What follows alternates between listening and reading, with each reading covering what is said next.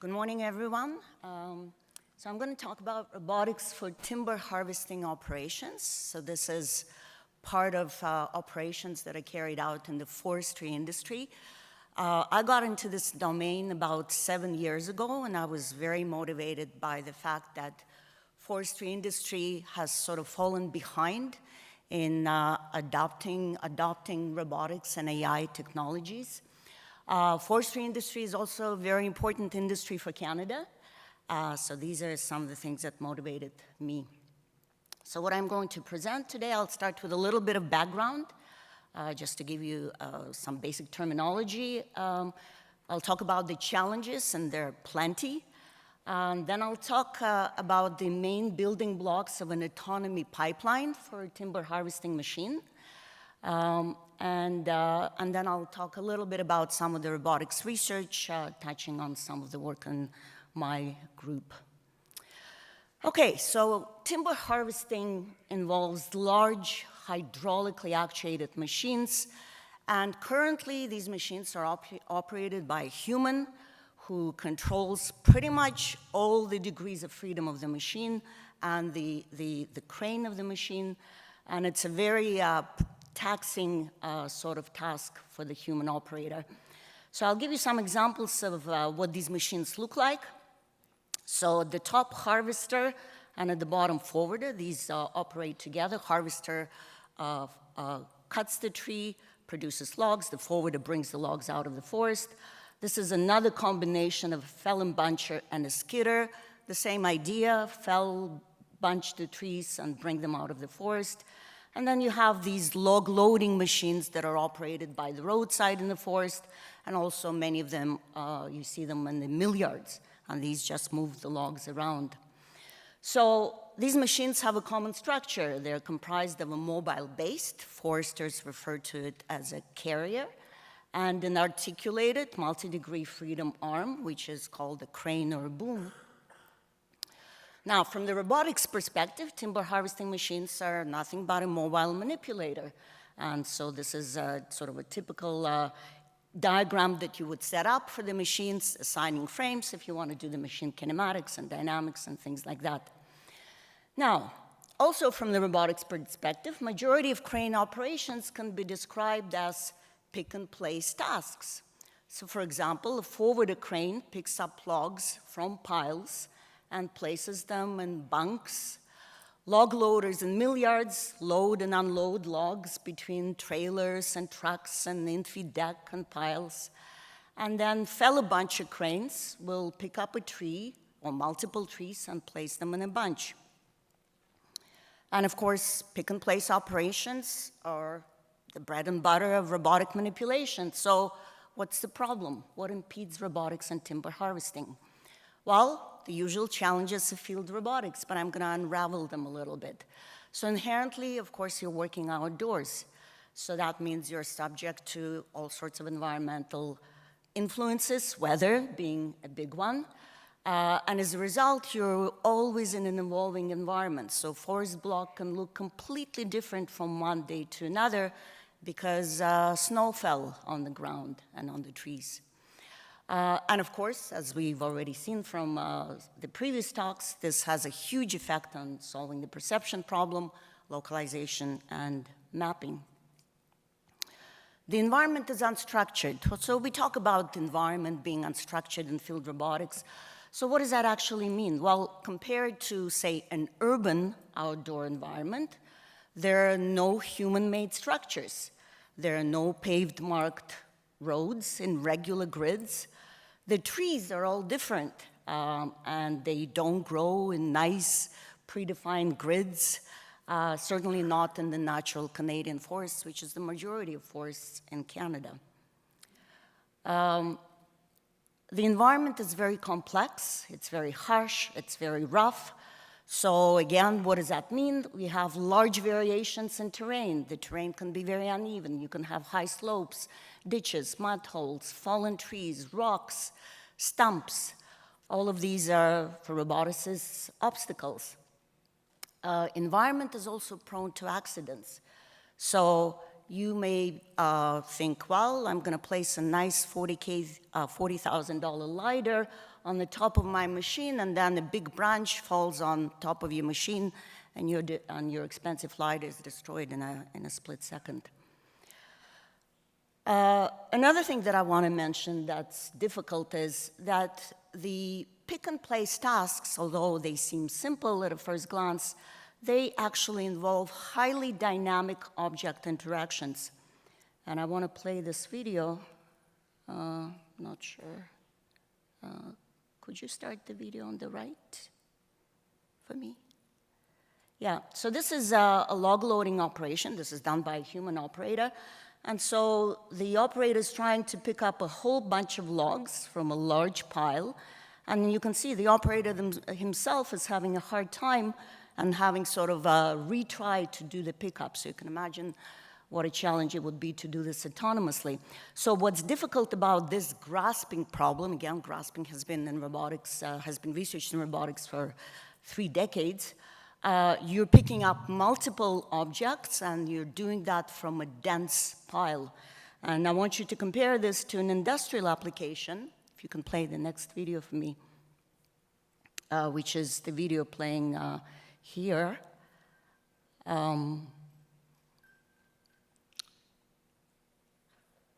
Is it gonna go?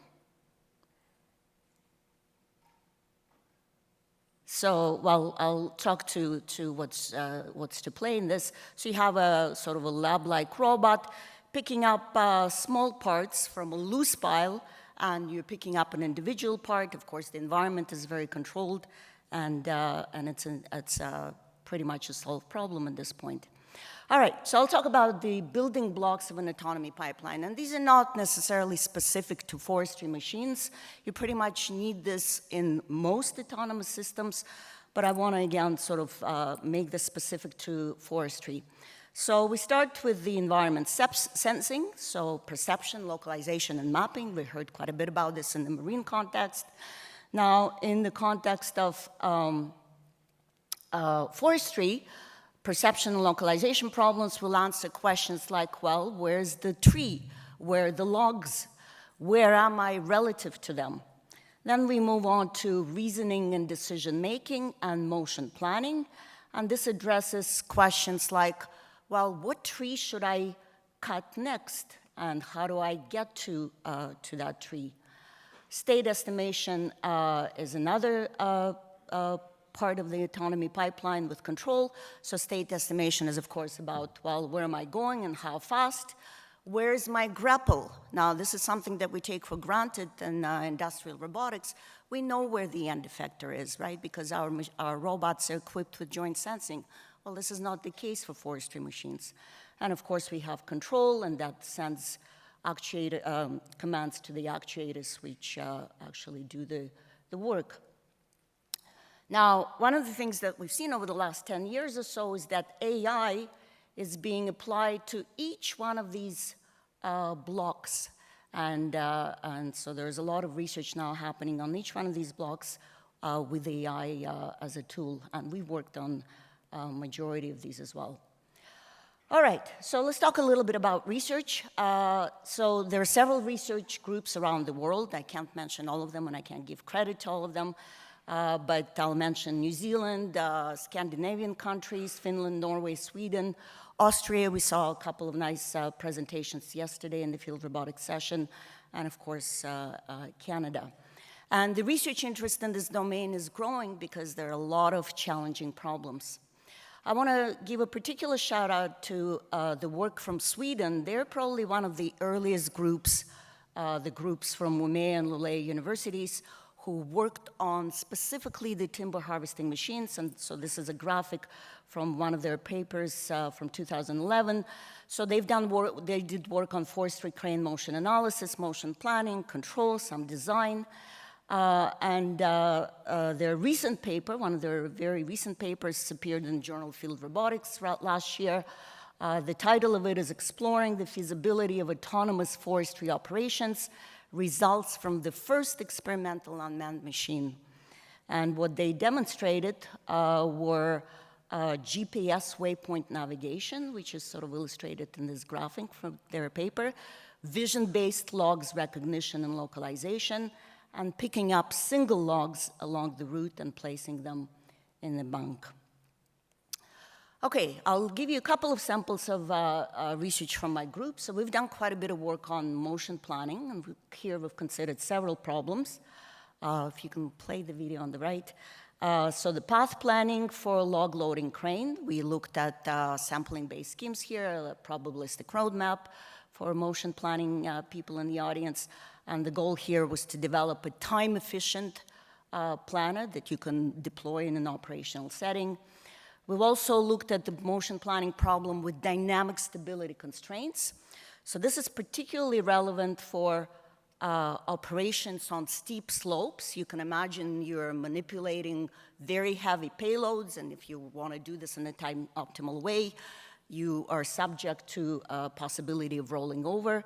So how do you plan the motion of the crane and the motion of the machine so that you don't roll over?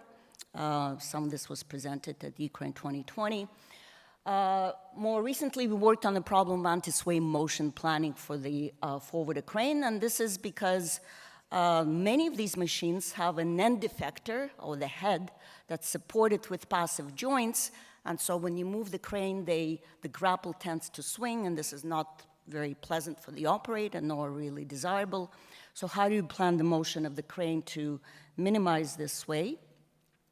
So this video should play. So this shows a standard fifth-order polynomial trajectory generator, and as you can see, there's quite a bit of sway of the grapple at the end of this maneuver, and then you, if we deploy one of our algorithms, which is a dynamic programming formulation, an optimal, optimal problem formulation, as you can see, there's a lot less sway.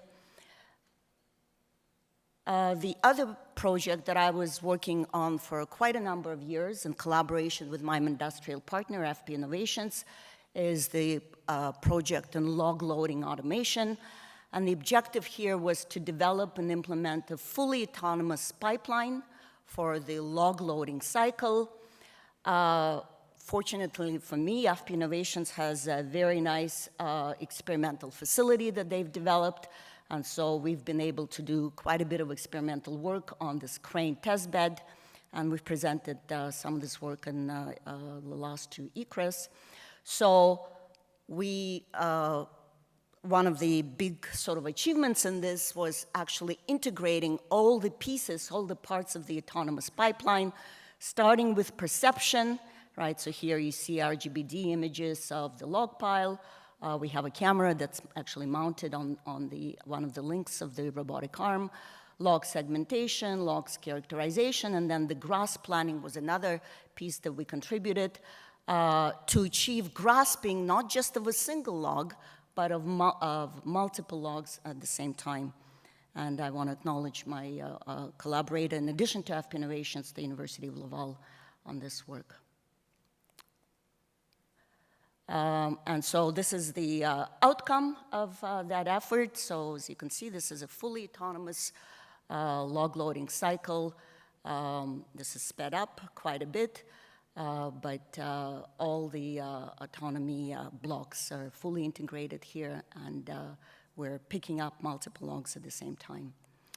So to conclude, I want to say that there are many technical challenges to full autonomy of these machines. Many challenges for roboticists. Perception, decision-making is something that I haven't even talked about here. We've also done quite a bit of work on this area. Planning, control. And what's really important for the industry, ultimately, they're concerned about productivity and safety. And so as robotics researchers, even though we're in academia, we do need to sort of keep in mind these final goals. And I'll finish with that.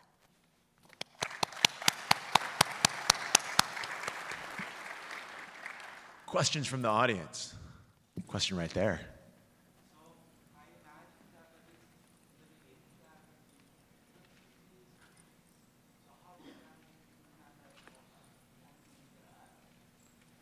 Can you repeat the question? Thank you for that question. Oh, yes, I will. So the question was that in the beginning, there will be humans in these machines, and the question is, how will autonomy and humans interact? So this is something we worked on quite a bit, and I didn't speak about it because it's a large topic. So we've actually, so this is very much our perspective as well. It's going to be a long while till full autonomy of these machines.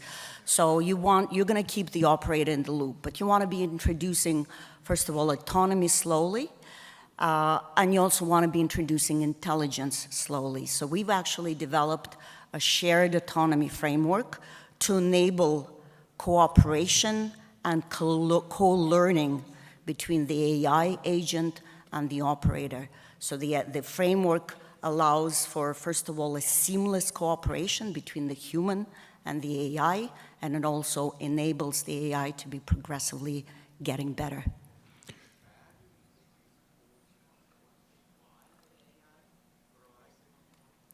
So both. So the framework actually allows, the question was, will the human have the controls, and while the AI has controls? So the framework allows for both. So let's say you have AI running, right, and doing the operation. Our framework allows the operator to, first of all, take over seamlessly at any point, to override AI, to also give the AI agent feedback on whether the operator is happy with what AI is doing or not. So all of this is sort of enabled in the framework that we've developed. If you're interested, I'll be happy to direct you to some of our papers on this. We have time for one more question right there. Yes. Sure. Thank you, Professor. I want to ask, for this scenario, it's very challenging. The traditional perception and decision-making planning is a one way. The other way is learning-based, for example, end-to-end. So which way do you think is more suitable for this scenario? So I don't think it's one or the other. I really believe that some things we have great classical solutions, right? I think, for example, trajectory planning, we have excellent classical solutions. There's no point, I don't see much point in doing AI. I also think for many things, AI can sort of be a complement to the classical solutions in control, for instance. So if you want to do model-based controls, models of these systems are very complicated. Hydraulics are notoriously difficult to model, so having sort of some baseline control inputs that you can then supplement with a learning scheme would be great. Perception, of course, we know AI has taken over perception. There are many opportunities for AI in that field. End-to-end learning, I actually have a slide where I replace my pipeline, the autonomy pipeline with all these blocks by one big neural network for A to I learning. I didn't show it in this presentation. I think that's going to be very difficult because I think the resources, the computational resources that you're going to need to do this and to deploy a model like that in the field, you can't set up servers in the forest that are going to be doing huge amounts of computing. The internet access is still problematic, right? So these are things that you need to be aware of. But certainly there are lots of opportunities. Decision-making, the shared autonomy framework that we've developed, very much AI-based. So there are opportunities for both. Okay, so I can say in the current framework, in some parts you are using traditional base, and some tasks is using the AI base. Yeah, that's what I think, yeah. Thank you. And a combination.